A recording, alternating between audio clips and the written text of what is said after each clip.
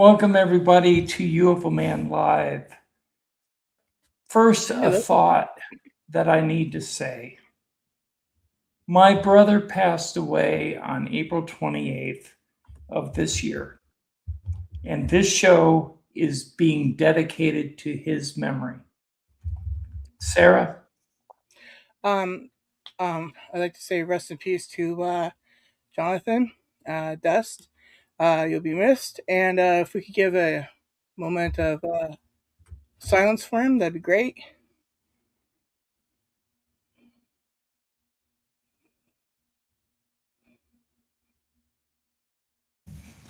Okay, tonight's topic is the March 13th, 1997 Phoenix Lights. The Phoenix Lights happened on a date that I need to point out as being very significant to me because my birthday is on March 13th. So on March 13th, 1997, I had my birthday. And being that I'm called UFO Man and the most witnessed UFO sighting in history happened on that date. What is the synchronicity between that and my birthday? That's just weird. And I had to point that out. What we're going to do is we're going to play the original clip, one of the original clips that's a person filmed over Phoenix on March 13th, 1997, showing the original array of lights. And then we're going to go from there. I want to introduce my panel. I got Polly Rotterman to my right. She's an investigative journalist and a very esteemed UFO researcher. My flock Sarah has become a very good UFO researcher and a talented panelist on the UFO Man podcast. Please welcome her. Well, thank you. Glad to be here. Hey. Okay, so here's that video clip so everybody can see it.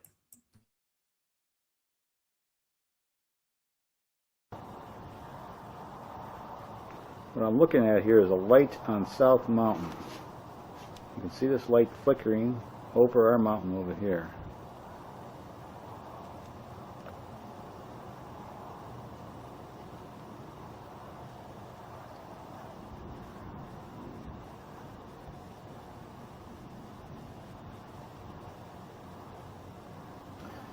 Now we're looking at a light that's now appeared again. It's come out in a different place. Definitely far away, South Mountain. There's two of them. Here, we finally hit pay dirt. Now we've got two of them in the sky on South Mountain. South Mountain. Figure this one out. There's a double. There's a third one. Hey, Sue?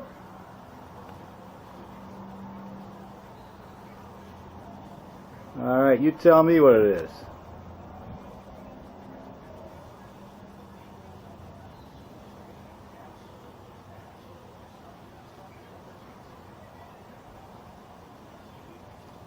Oh, what do we got?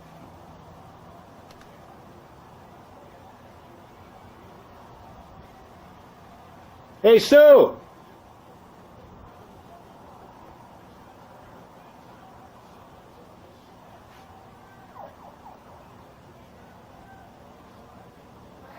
Take a look at this.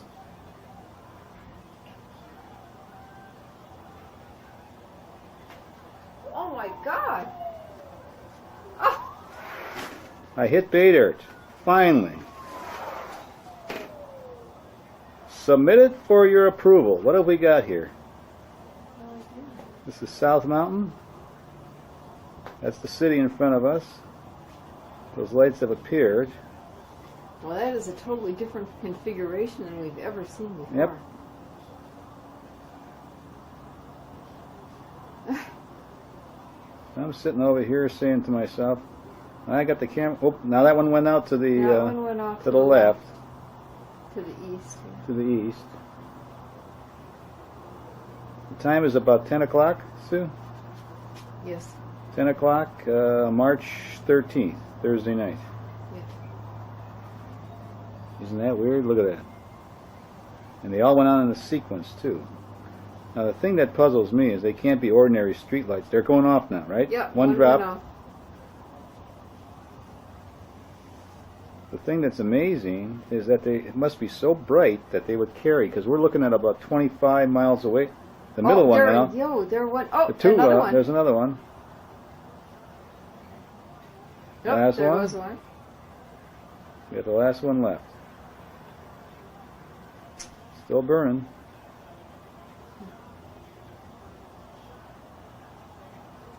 And usually we've seen them over. It's gone. So that was one of the original clips, and there were multiple people that filmed the same lights from different angles. Some saw what looked like a wedge, where others saw the original lights, how they were portrayed. It seems like we may have lost Polly. Polly, you still there? Yeah. She'll be Okay, back. well, when she comes back, we'll include her in the conversation. Yes. The Phoenix Lights happened on March 13th, and it was broadcast on major news channels across the nation. And I have to say that I saw it on CNN in 97, and I turned 34 then. So that kind of predates me. But what I'm going to say is it was mind-blowing how many people witnessed that. Originally, it was stated that it was 10,000 people that witnessed the sighting, but it was since corrected to about 20,000 people witnessed the sighting. Considering that's about 1/5 of the population of Phoenix, the Phoenix metropolitan area. Since Phoenix was about 1.5 million people. So if you think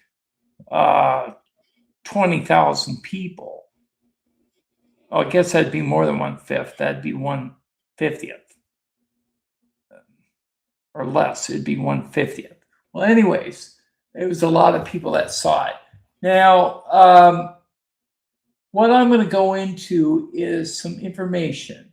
The first person to actually report the Phoenix Lights was Kurt Russell. And his son.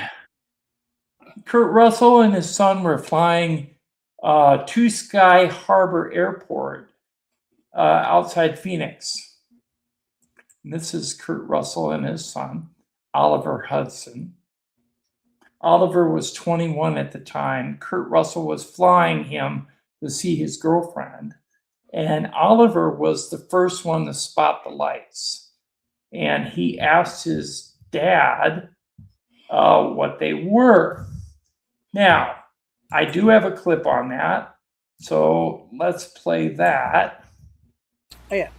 There's these bank of lights, 6 lights, in the shape of a triangle going back right over the airport.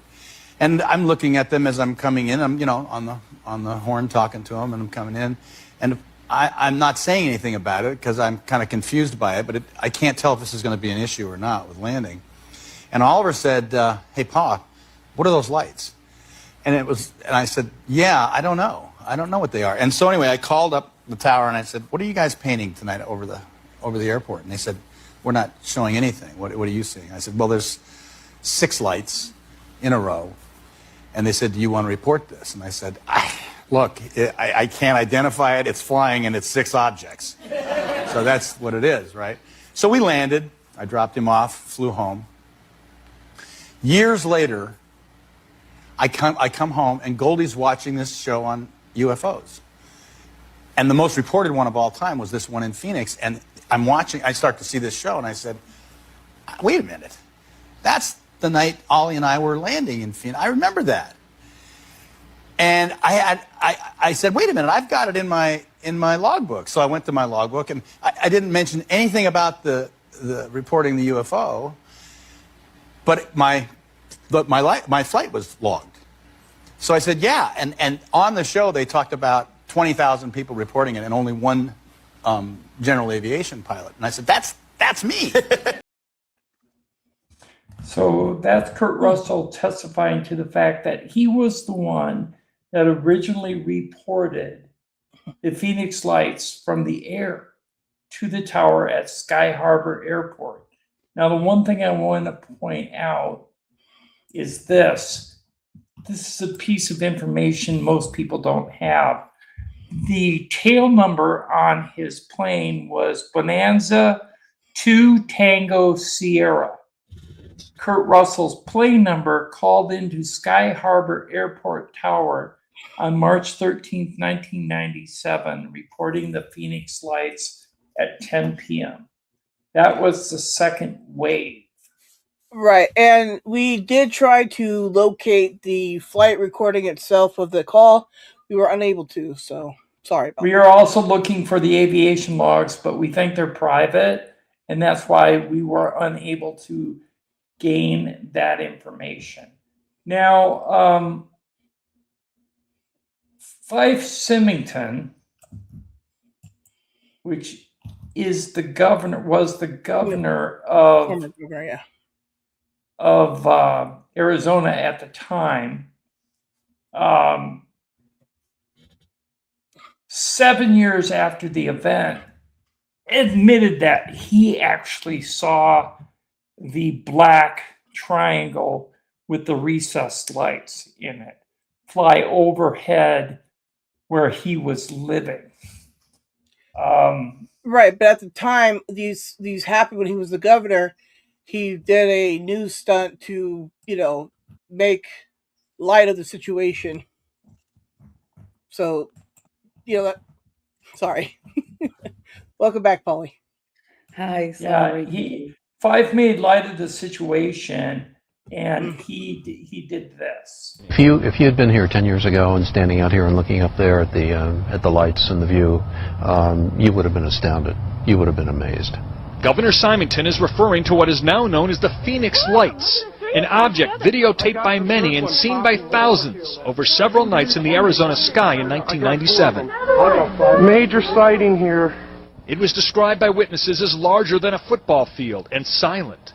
It was a giant V, all right? And the right side of the V went over us. The left side was like a couple blocks over it. You just didn't know what to do. It was just like, my God, how big is this thing? The great state of Arizona, Fife Symington. The former governor, a Vietnam Air Force veteran, had never publicly acknowledged seeing it until now. And I suspect that unless the Defense Department proves us otherwise, that it was probably some form of an alien spacecraft. So why didn't he say anything then? Partly, he says, because he didn't want people to panic. I think as a public figure you have to be very careful about what you say, because people can have pretty emotional reactions, and I said my goal wasn't to try to stir the pot. And he went to humorous and controversial lengths not to stir the pot. He held a news conference after the Phoenix Lights to announce the mystery had been solved. And now I'll ask Officer Stein and his colleagues to escort the accused into the room so that we may all look upon the guilty party. Don't get him too close to me, please. In the alien costume, the governor's chief of staff. Now, this just goes to show that you guys are entirely too serious. UFO enthusiasts were not amused, especially since the governor was believed to have seen nothing. But now he's coming out. So once in the beginning, he claimed that he acted as though he had not seen the lights, but then 7 years later, he came out and said he did see the lights, but that's when he was out of office, and it didn't really affect his career. So, Polly, what do you think about that? Well, I think this is one of the most controversial events that we had in history, for many reasons. There is a very big contradiction between what we hear from the government explanations about what happened and the witnesses' versions. This event even got a name from the military. It was called Operation Snowbird, and it's the name that was officially given by the Air Force, where they officially stated that the lights were part of a training exercise. The problem is that the witnesses talk about, the lights, the V formation, the boomerang formation. Those lights did hold a formation that usually flares don't do that. They were coordinated. It was very silent, even when they were seen at a very low distance, from the ground. So the contradictions are huge, especially when we hear afterwards the governor saying that actually he saw the lights and he thinks it was otherworldly, So He actually did say in an extended interview that I saw that he actually saw the black craft between the lights. Some people did not, but others did state that they saw the craft. And they said that it was almost a mile long in size. And this is a comparison chart to show you what a mile would be like. The small plane in the center there is a C-130 transport, which is a huge plane. And the green patch is a football field. So you can imagine how big this thing was when it flew overhead. So you can't really mistake it for anything else. Yeah, they say it was about a mile wide.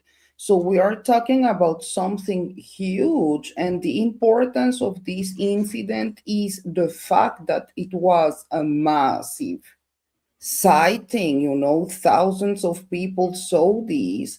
And even though, you were asking before, I was born in Colombia, and back in 1997, we didn't have internet or cell phones, so I didn't know about this. In Colombia, I didn't personally hear about this.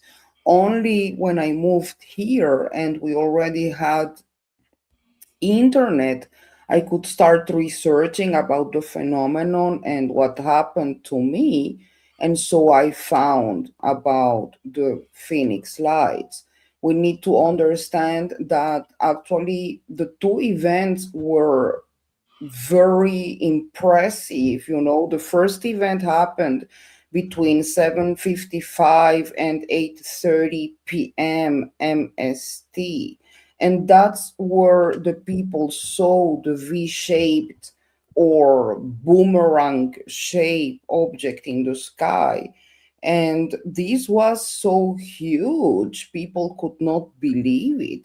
It moved really silently over Nevada and Arizona.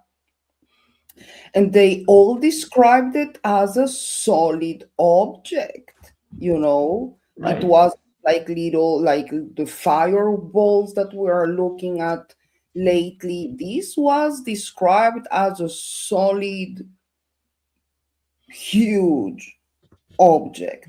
And then came the second event at 10 p.m. MST, where actually the reddish orange balls were seen appeared in the Phoenix sky. And so people attributed these, especially the military. They said they were flares. But if you go and do some research about how flares work, well, they don't behave like that usually. They fall differently, they leave a trail, and those are aspects that we don't see here. So that's something that needs to be checked. I gotta step in here about the flares. The flare was the LUU-2B/B aircraft deployed illumination flare, which was also a parachute flare. And parachute flares, when they're dropped, look a lot like this with like a smoky trail behind them. Right. Or like this dropped from a plane.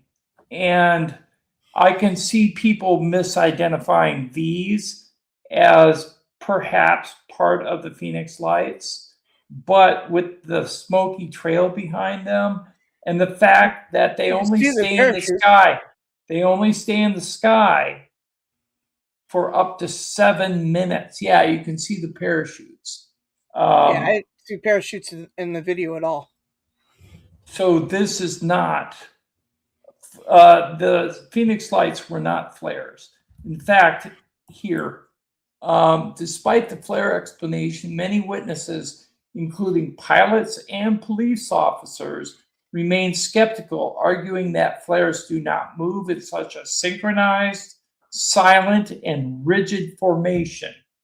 Some people were claiming that the lights that they saw within the black craft were like cam lights that you see in a ceiling of a house, recessed up into something, and that the lights actually they glowed, but they didn't have a flare to them. So all the lights of the city down below in Phoenix were flaring on the camera. But when they filmed the Phoenix Lights, the lights themselves did not have a flare. They were self-contained within the orb itself, up inside the recessed Yes, area. they were like sustaining the formation somehow. It was not falling, but they were sustaining. It's not a mass hallucination either, because you can't capture a mass hallucination on camera. Okay, I'm going to show you the news report.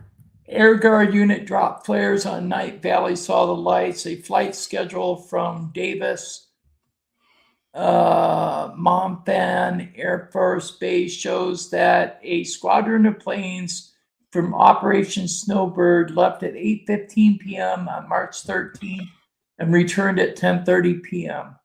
A spokesman for Luke Air Force Base confirmed that the Maryland planes were authorized to use the Barry Goldwater range from 9:30 to 10 p.m. on March 13th. Okay, these are the planes that were dropping those flares, A-10 Thunderbolt II jets. And the flares look like this, like I said before. So make up your own mind on whether you believe that they were flares. Official explanations, the 10 o'clock p.m. stationary lights. This event, which was the most photographed and videotaped, was officially identified by the U.S. Air Force as LUU-2B/B illumination flares. These were dropped by a fleet of A-10 Thunderbolt II aircraft from the Maryland Air National Guard during a training exercise called Operation Snowbird at the Barry M. Goldwater Range, like Polly said. The 8:15 p.m. V-shaped formation. This earlier event involved a massive silent craft reported across the state and was later attributed to a formation of 5 A-10 aircraft flying under visual flight rules from Nevada to Tucson. Official reports suggest the aircraft were displaying steady formation lights rather than standard flashing collision lights. Only problem I have with that is that people reported no sound. Correct. Airplanes have sound. Jet engines have sound. Even the Rotary engines have sound. Even the Flares, Yes, flares right. have sound. I totally agree. And, that's where all the conspiracies come through because, I think in this case, just for our audience, this is the kind of cases that we are trying to give you the facts that we know for you to keep researching and get to your own conclusions because we don't really know what happened here. This was a massive event where now, with the knowledge that we know what the military explained sounds kind of out of this world. And so here is where the conspiracies come because the government cover up or kind of distraction said that the flares were actually a cover up for a more significant or potentially extraterrestrial event that was Right. going on. So the theory suggests that the 10 p.m. flare drop was intended to distract or hide the earlier 8:30 p.m. sighting of a massive V-shaped object. So Right. maybe the flares were trying to distract a kind of real alien situation with this massive solid boomerang that was seen in the sky. And the solid word for me is very important because people can try to relate it to an atmospherical phenomenon or it was solid and people saw a solid V shape. Yes. It's pretty. Sorry, Go the ahead, other Sarah. the other idea I have is that maybe they were hiding some kind of technology, new technology that back then, even today we don't know what they hold. Maybe back then they were trying a new technology that we don't know, even reverse technology. I do have to bring up one thing. In 1994, we had the TR-3B. In Right. 1996, we had the TR-6. The TR-6 was 1,200 feet on each side. 1,200 feet is 3 football fields. Okay, that's pretty large for a man-made conventional aircraft. But what I'm going to say to you, a mile wide, we didn't have anything like that. So that is something else. And if it was from an adversary, they would have made it known and they would be ruling everyone. So what I'm going to say to you is no one had that technology. It came from somewhere else. Go ahead, Sarah. I was just going to point out that it's pretty weird and simple how the government could just say, "No, it's just flares," and it just casts doubt on something that people clearly saw. It's clearly on that tape. We clearly can see it, right? But all the government has to say is, "Nah, we dropped flares," and everybody goes, "Oh, wait, what?" And half are going to believe it, and half aren't. Some are definitely not going to believe that because logically it doesn't make any sense, right? But that's all the Right. government has to do is just say one thing that doesn't even make sense, and that's the explanation that we go with. No, that's when you got to Another question everything.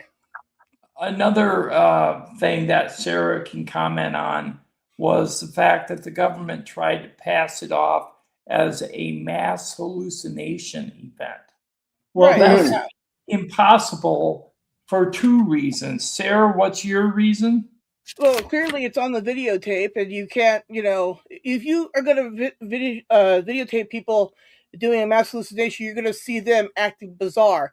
You're not going to see them mass hallucination on film, whether it be digital or tape or camera film, whatever. It's clearly can be seen, right? Something Yeah, you're is not there. you're not gonna catch the lights. And Right. then also the mass hallucination. How does it occur over 5 cities? How did All Kurt at the Russell be same affected time. by it? How did Kurt Russell be affected by it just flying over? Yeah, all at the same time, which Yeah. is just amazing. Now, I do have this here. Dr. Lynn Katai, a prominent physician who witnessed the lights, she eventually gave up her medical career to study the phenomenon full time, producing documentaries and books like The Phoenix Lights. Frances Emma Barward, a Phoenix City Council woman who was the only local official to publicly push for a formal investigation into the sightings, and John McCain, the late Arizona senator and friend of Fife Symington, acknowledged that the lights were seen and stated that they had never been fully explained. So there are a lot of people coming out with that. Now I got to go back to the flare for a second. This is the actual flare. The LUU-2B/B is an aircraft-deployed search and rescue flare. The flare is used with all standard flare launching systems on helicopters, cargo, and fighter aircraft. The LUU-2B/B illumination flare is used by over 30 foreign countries for aircraft deployed illumination. That is the one they're saying was used on the night of March 13th, 1997. Yeah. I disagree. If it was used, like Polly said, it was used for distraction. Definitely. I don't know any other reason why it would be used. Before the live show started tonight, we were discussing, are there any military bases near Phoenix? And there are. Here's a map showing where the Luke Air Force Base is. It's off here to the left. And to the right is the Luke Air Force Base NCO Club. And then you got the Phoenix MEPS base. And you got the Arizona National Guard Joint Force Base. So there's actually 5 military installations around Phoenix. And that is significant because it's kind of sus with the flare story and the mass hallucination story. And also, they're also trying to say it's an environmental, possibly an environmental thing where the lights were actually the lights from the city being inverted up upon the clouds. In a perfect V shape and a perfect, yes. What? Yeah. Luke Air Force Base, or the 56th Fighter Wing, is the primary military base near Phoenix. Located in Glendale, Arizona, key installations also include the Goldwater Air National Guard Base at Sky Harbor Airport. Now, that's where Kurt Russell and Oliver Hudson, his son, saw the lights and reported to the tower the sighting of the Phoenix lights at Sky Harbor Airport. And the Arizona National Guard Joint Force Headquarters at Apago Park. These facilities primarily serve Air Force and National Guard operations. So we do know that there are bases. One last thing I want to say before I go to the girls again.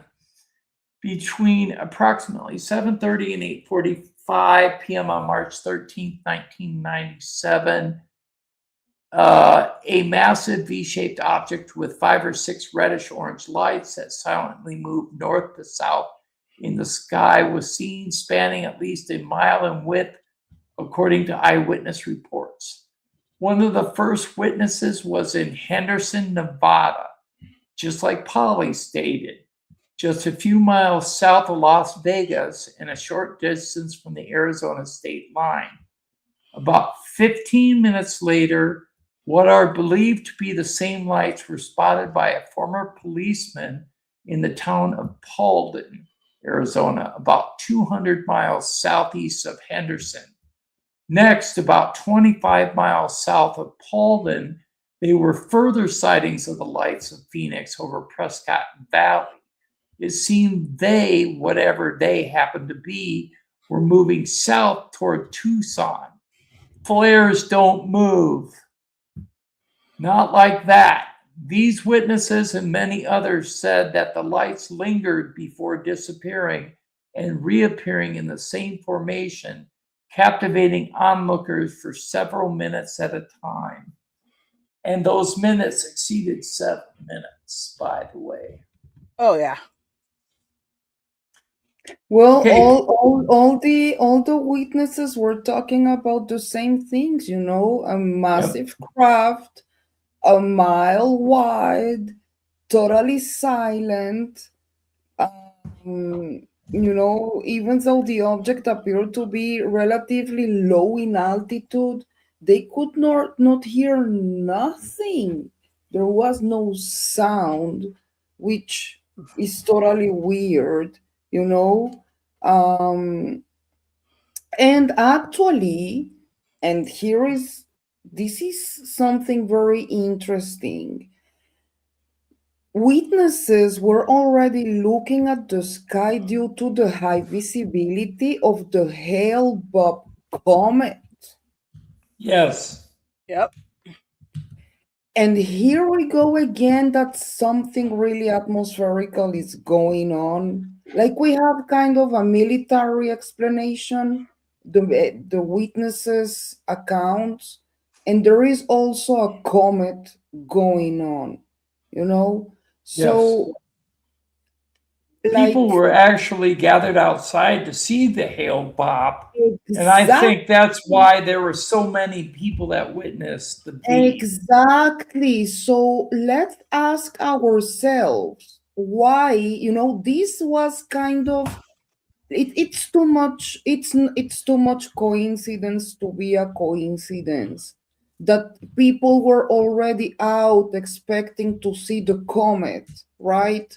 And suddenly they see, first of all, the V shape, a solid object, you know, silent. And then 2 hours later, they see the flares kind of covering everything. So was the government covering something? What really happened there? This is really, you know, one of those incidents that... Yeah, it's perplexing, Polly. I agree with you.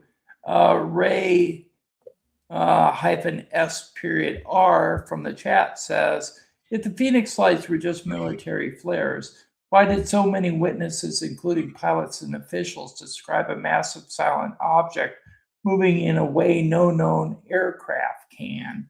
Exactly. That's what we're trying to state. Yeah. Yes. Exactly. The government's answers to these questions are flares, mass hallucinations, because we said so.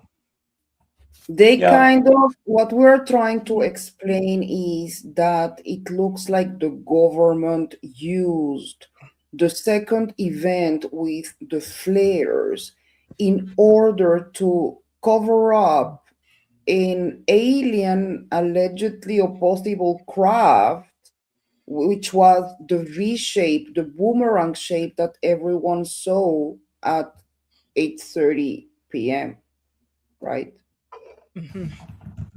Tracy Roth says, as memory served me right, the Russells are into a lot of environmental issues. So for him to call up about these lights must mean something. Because I know he cares about the environment. He gives to the environment. So for him to call about the lights, it was it was substantial. Yes, I agree with you, Well, Tracy. he didn't just call because of those reasons. He's flying into the airport. This thing's like near the airport. He needs to know if there's going to be a problem. And the airport's like, we don't see anything on radar, but yeah, we see it too. You know? Yeah, it was amazing. If I would have seen it from a plane, I would have said something too. Well, the thing is he didn't see it first. It was his son Oliver Hudson that spotted it. Well, regardless. And said, "Dad, are those lights? What are those lights?" And his dad said, "Oh, I really don't know what those are." So he called into the airport tower at Sky Harbor Airport and asked if they were painting anything with the radar. And they weren't. It wasn't seen on radar.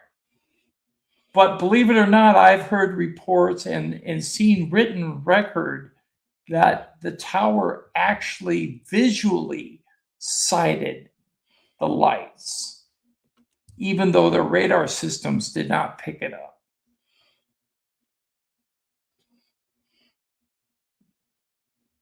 So you were guys in the military team, especially you with all your experience. What, in your opinion, happened there?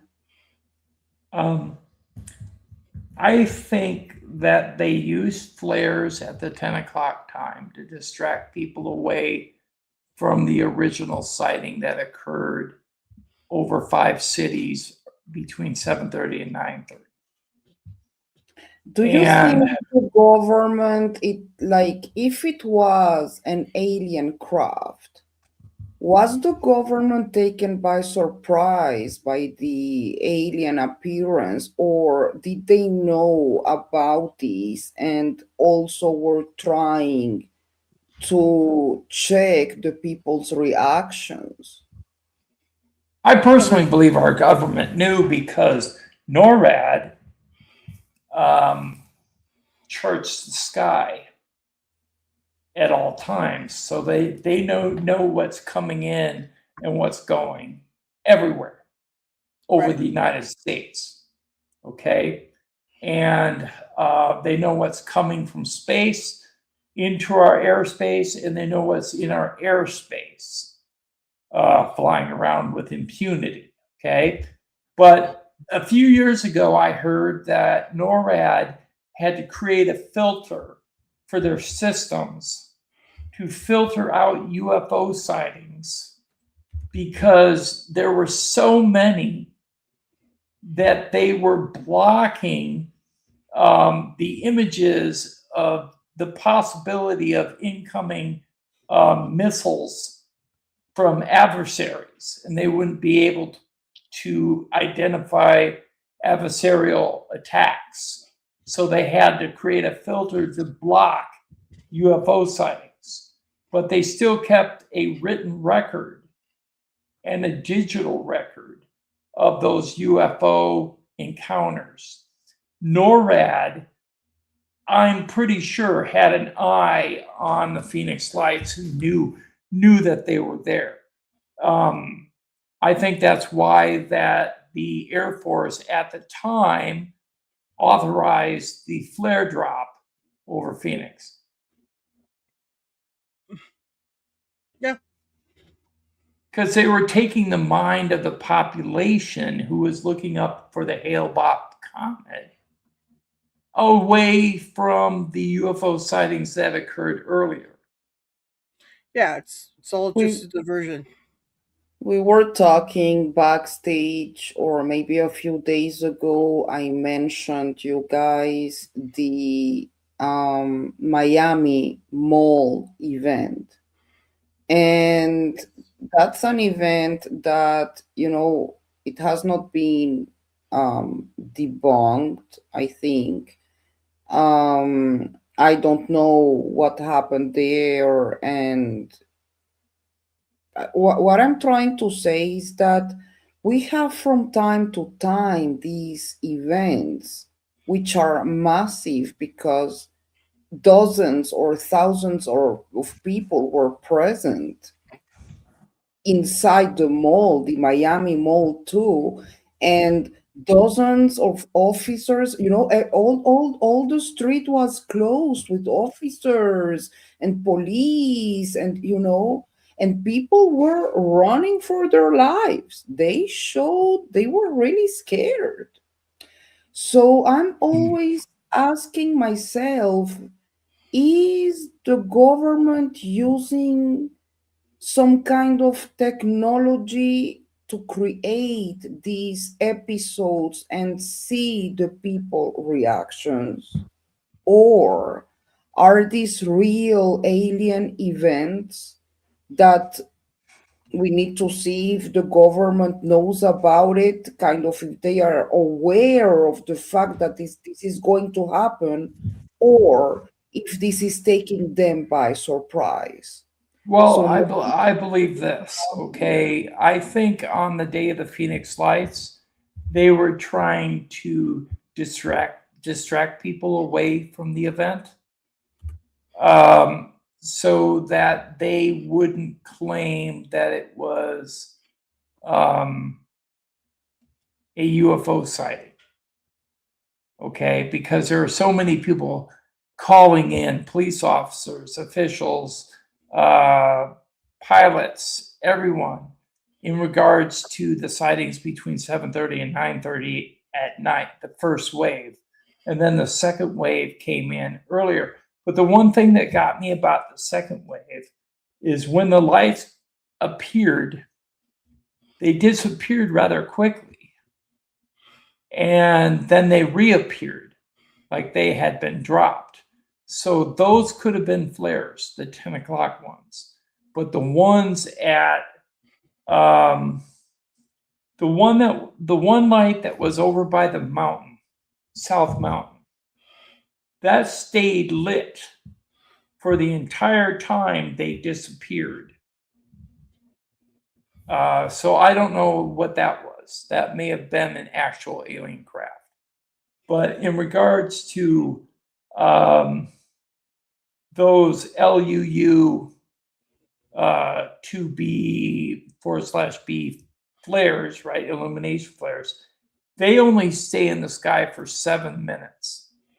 If it was longer than 7 minutes, then it wasn't those flares that the military claimed. Okay, it doesn't hold water. The story doesn't hold water. It's just a distraction. In regards to the Miami Mall, the only question I have about that is, I always thought the Miami Mall was a hoax until I saw the size of the response exactly of the policemen and the barricades and exactly. and the military that came in. Why Right. was there such a huge response if And it was a hoax? Their response to it publicly was because teenagers were out of control rioting and stuff. I didn't see any of that. Did anybody else see that? I didn't see any of that either. So I saw people running in terror. yeah, people were scared. It's kind of like also that one that happened in Vegas where the ship Yeah.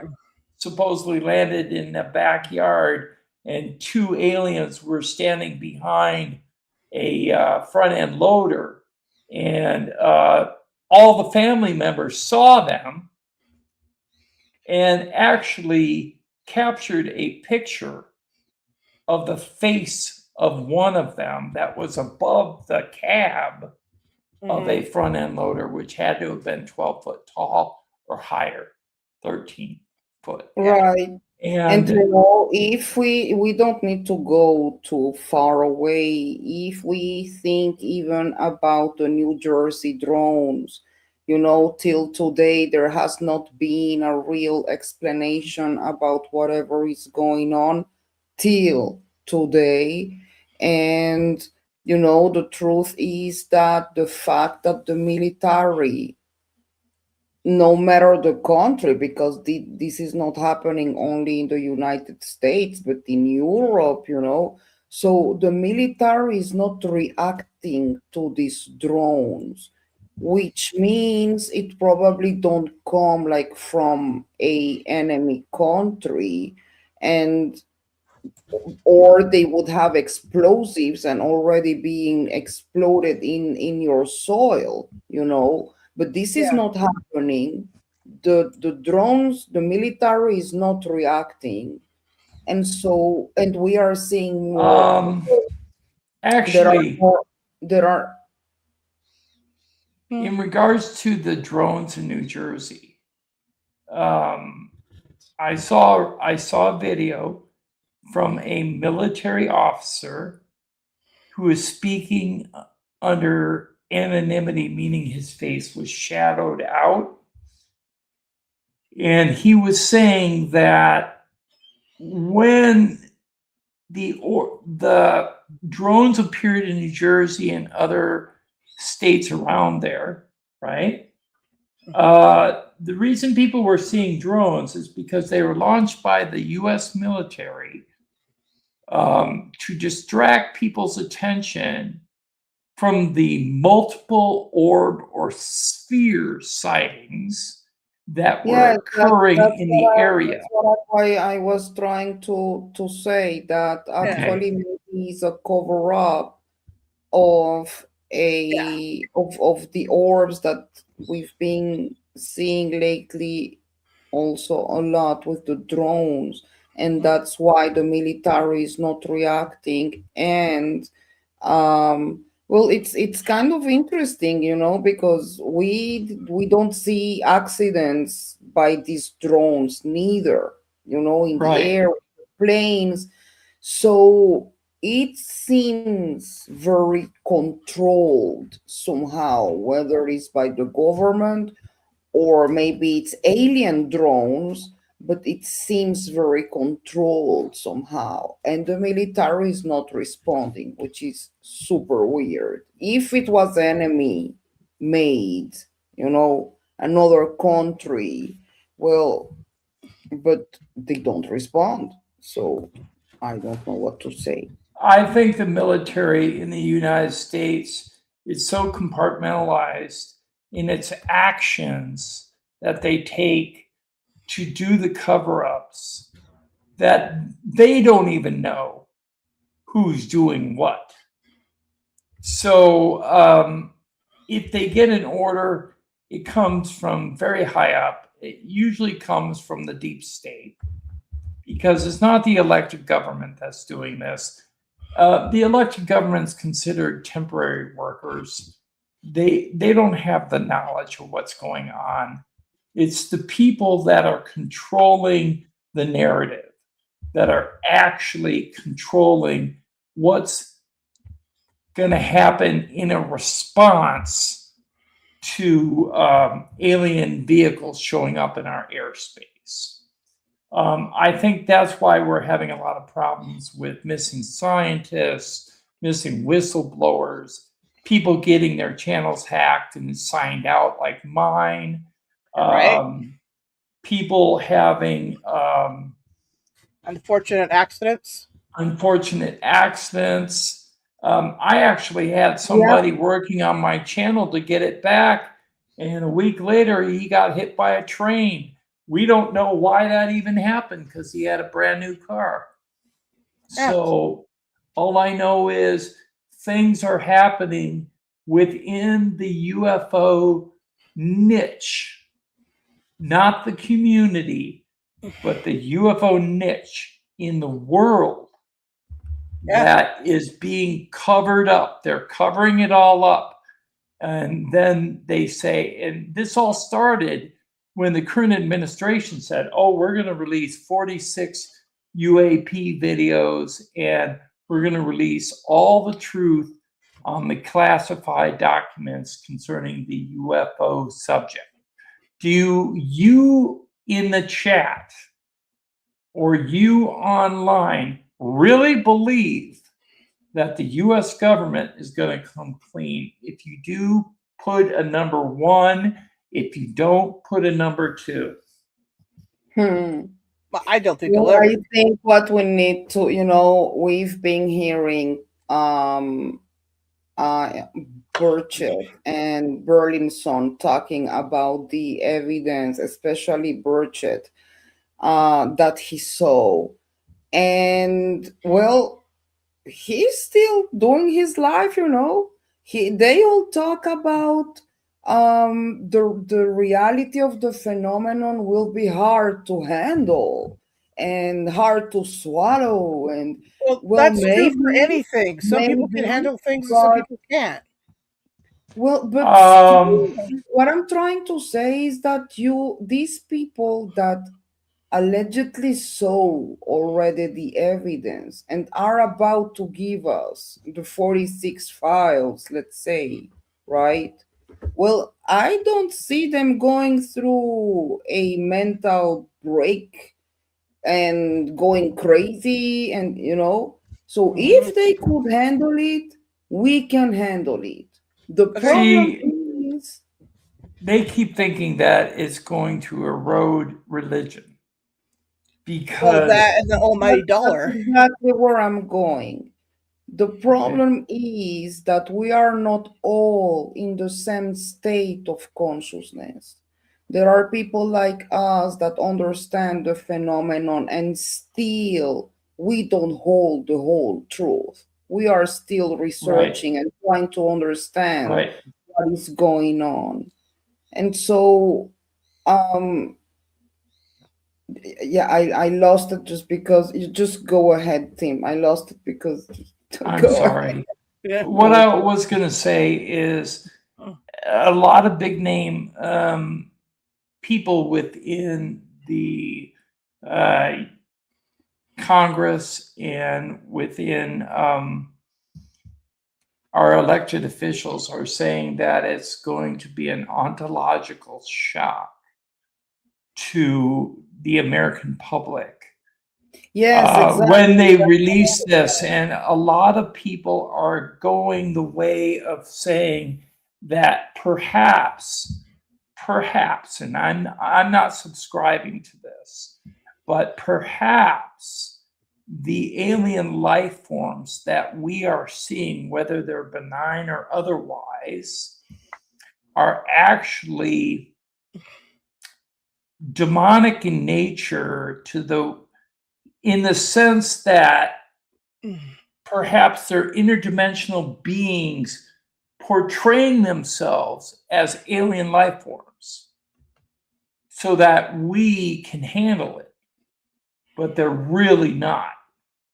If you go back to ancient Sumer and read on the cuneiform tablets, it mentions the fallen angels.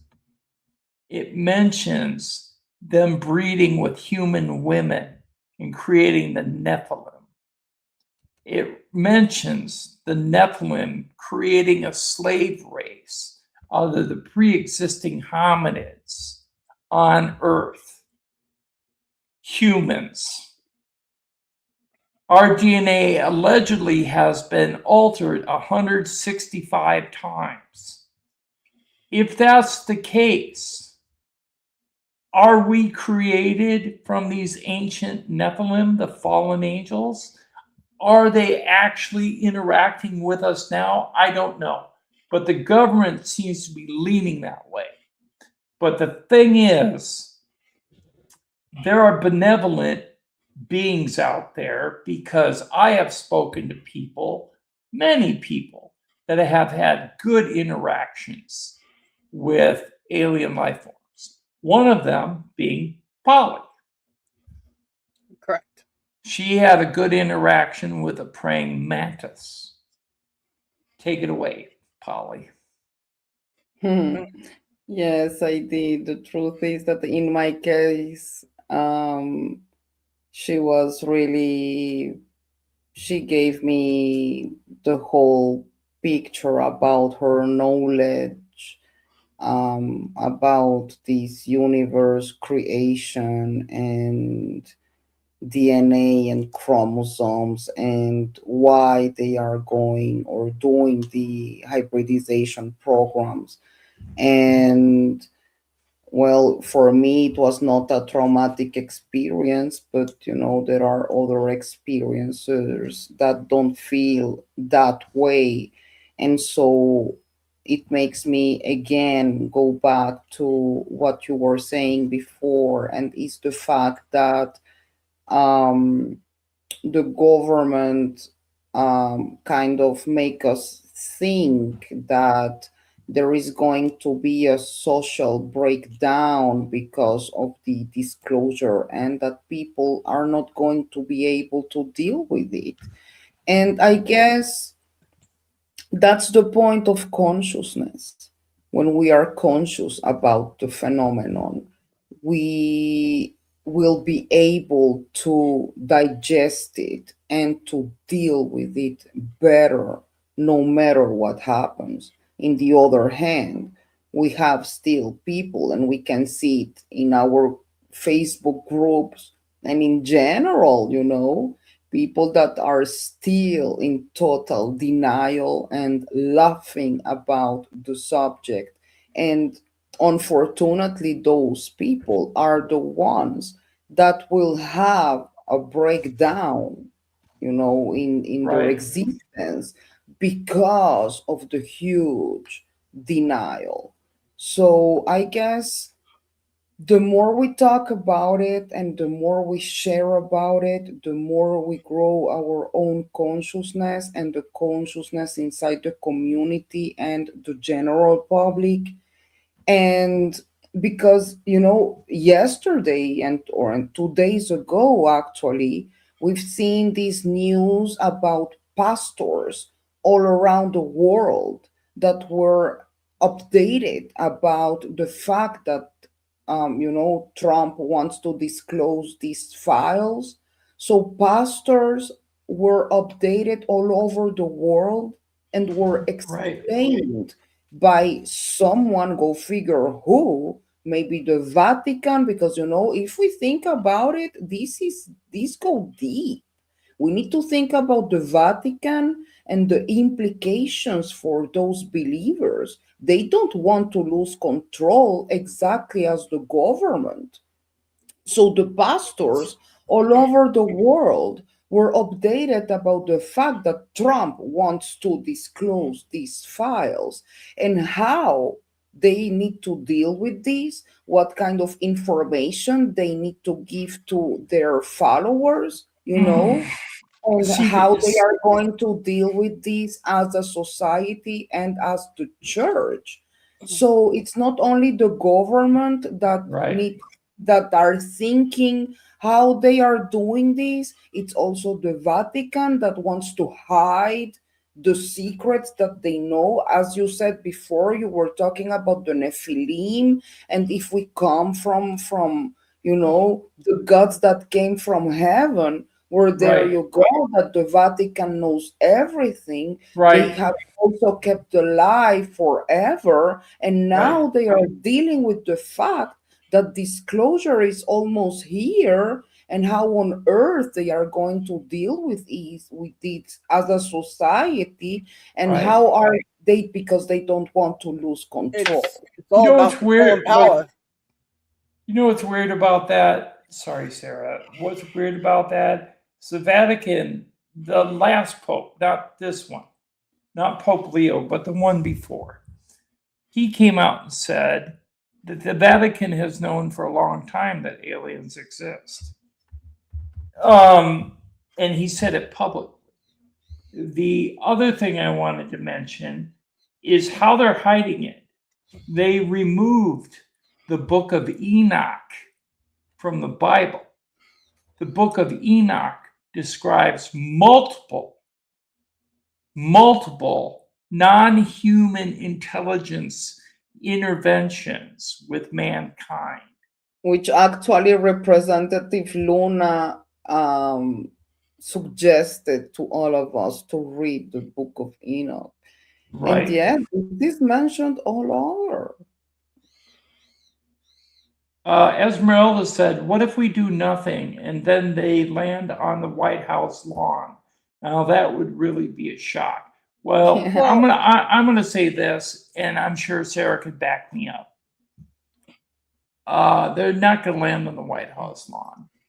And the reason is because they most likely can't handle our environment, our air. They can't breathe it. They're going to have special breathing apparatus to actually land here. What do you think, Sarah? Well, I don't really know what they all breathe or whatever. If people are going to board ships, then something can be done, obviously. So, I'm sure that if they're going to land or make themselves, seen in mass, then, they'll have all that, sorted on their end for sure because they're coming here, right? So even if they landed on the White House lawn, I mean, can they even? I mean, are we just going to attack them? I mean, I don't know, right? Can we even Actually, stop them? I see. We want to stop them. More than seeing, I feel things differently. In my opinion, this closure is not about a craft landing in the White House, but I think the disclosure day, it's actually a call for all the awakened people, all those people that have had ET experiences all over the world, no matter your age, no matter when it started in your life. There will come a day that we will feel that call. And so all the people that have consciousness about the phenomenon will understand that call. And that call means that we understand finally that we are not a society that should fight one against each other, but we should hold hands as a conscious human kind, for the better future of this planet and the world and our society. So more than the landing craft, I think disclosure is about consciousness and the ones that will be enough awakened to change the face of this world together. I think I agree with you in one way. I think the awakened people will come together. But when it comes to craft, we don't need a craft to land because they've already landed. They've landed several times. They've landed at Air Force bases, Holloman Air Force Base, Muroc Air Force Base. They've actually crashed several times. We have the debris. We have the bodies. Exactly. I think we don't need that proof. What we need is all the people in the world that have been abducted. Well, the problem is that we know the phenomenon, we don't need that proof because we know it. But again, we know it. But if we all come together, not all of us are in the same state of consciousness. And so what looks obvious for us, it's not obvious for someone else. So the crafts have been landing, there is Roswell, and even if you go to Travis Walton case, he was, the craft, and we see them all the time. The thing is, I think disclosure has two aspects. The government confirmation about them holding reversed technology and alien bodies, right? Right. Because we know they have them, but we need the confirmation about the reverse technology and them holding bodies. So that's one aspect, the government and the Vatican side. And in the other side, there is what I call the call for the awakened, not because they are better, but because we understand this universe and things better for some reason. And so we can move on as a society. I have to be honest with you. I really think it's dangerous for a call to happen for people that are hybrid in nature, because if the hybrids expose themselves to the public during disclosure, then the government knows where they are. And the government, being a violent structure in nature, But I don't think they will have to. Why do they have to show themselves? They don't have to. no, but if they were to show themselves, it would be a dangerous situation because the government would try to quell them, Well, there's always going to to be some squash their crazy. stories. There's always going to be some crazy, just our society alone, that will take anybody out for any reason. So it's, some will, say who they are and some won't, Right. most And likely. that's kind of assuming that the government don't know, like they are aware that there are hybrids walking among us. It's not new for the government, Right. No, it's And not. In they fact, the can government, possibly, maybe they can even track them, I don't know, but I think the government is fully aware of the hybrid existence, Now, the hybrids from their side, they don't really have to do nothing, whether the government is aware or not. The question would be, what is the hybrid's task in order to contribute to the disclosure movement or whatever will happen, How are the hybrids going to, like, what they need to do, right. So yeah, lots of questions, we can talk about it. I was just gonna tell Israel that my opinion is some do, some don't. Some probably had to realize a thing to get a thing going or done or whatever their mission goal is here, and some people are probably still sleepers and just don't know yet. So that's what I Right. think. And some are informed by people that have the sight to inform them. Mm-hmm. And I can say publicly that I was informed by two different people that were very highly accredited in their field that I'm a hybrid. But I've also believed that a lot of people, if not all of us, are hybrids. Because if our DNA was altered 165 times by alien races, we're all hybrids. So don't even think that you're going to be left out. You're a hybrid.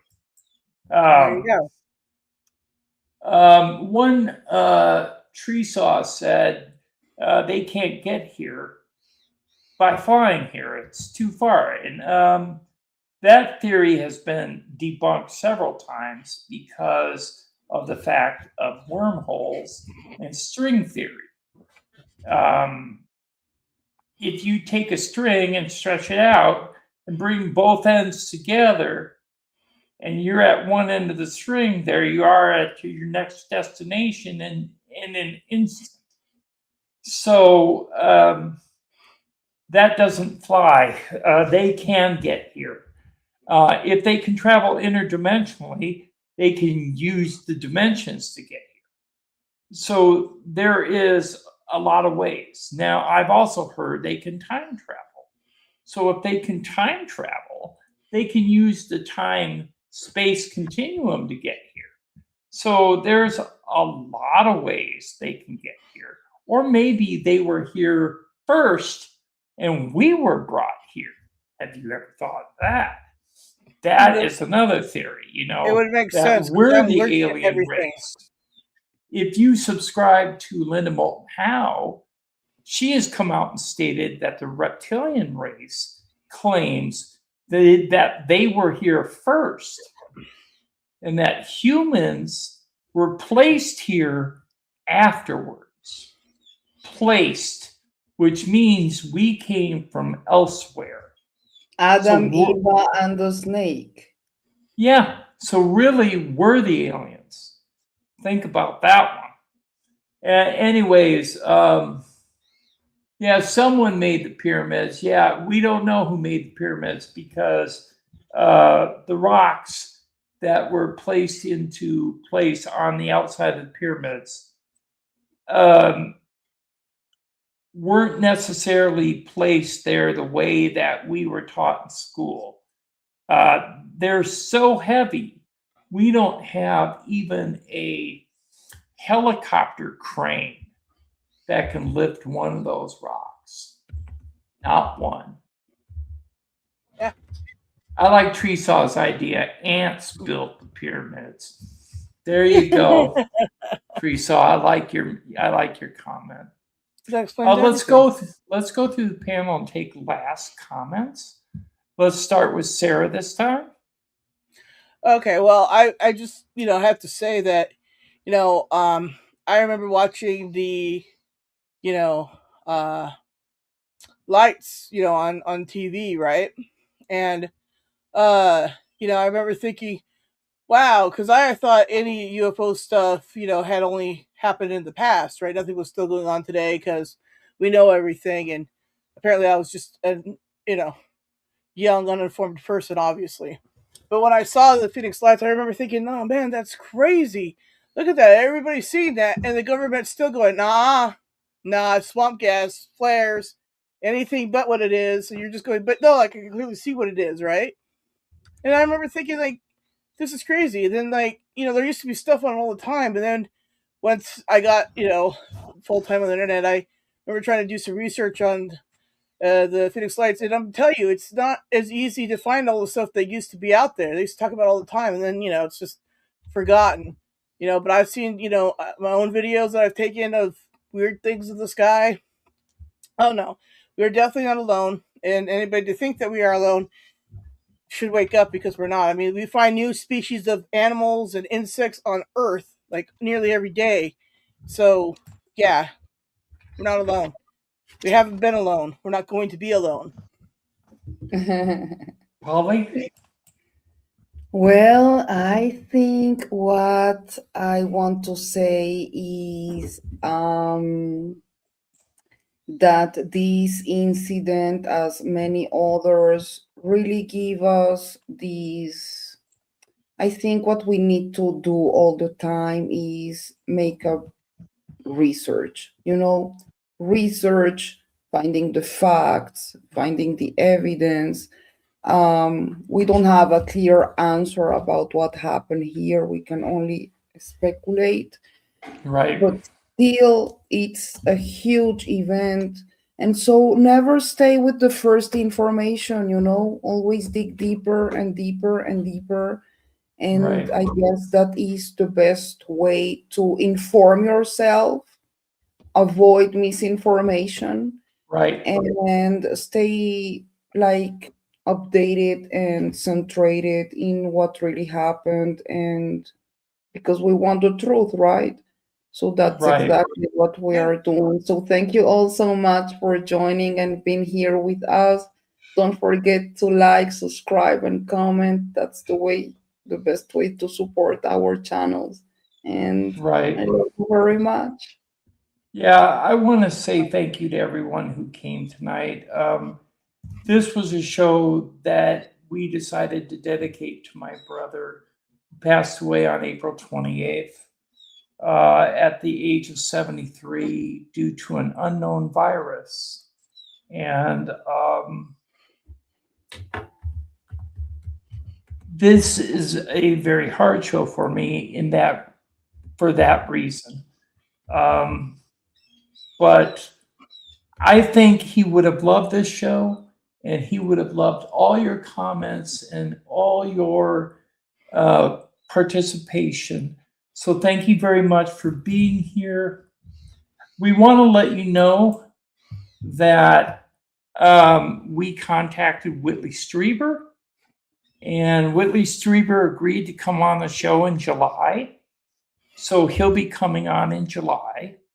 And we also contacted, who else did I contact? Oh, Elena Danan. If you don't know who Elena Danan is, she claims to be an ambassador to the Galactic Federation. The Galactic Federation was confirmed by Hamid Shahid. Chaim Eshed. Thank you. Chaim Eshed from Israel. Right. And also from several government officials within the U.S. government that are supposedly in contact with the Galactic Federation. Also, Tim Burchett, the representative out of Tennessee, has also confirmed the Galactic Federation, and several other officials. So please come to that live stream. That live stream will be on June 1st because Elena will be traveling to several conventions from her native country of Ireland for a couple of months. And then she'll be back, and then she'll come on our show. Okay, next week we're going to be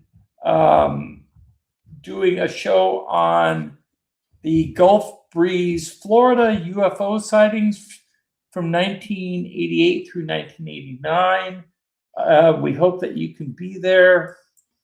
I want to thank everybody who participated online, everybody who participated in the chat, and I want to thank you for being here, and we'll see you next week. Thank you. Good night. Pinnacle of Earth, do not fear us. We are only here to help you ascend to a higher frequency. When you do, you will become one with our intergalactic community.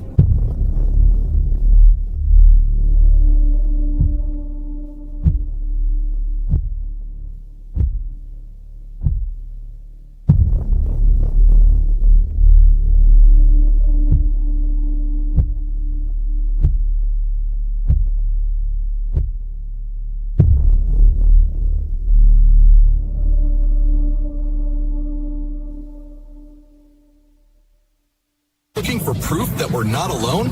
Welcome to UFO Man Reloaded, your one stop for all your UFO needs. Hit subscribe and join the mission.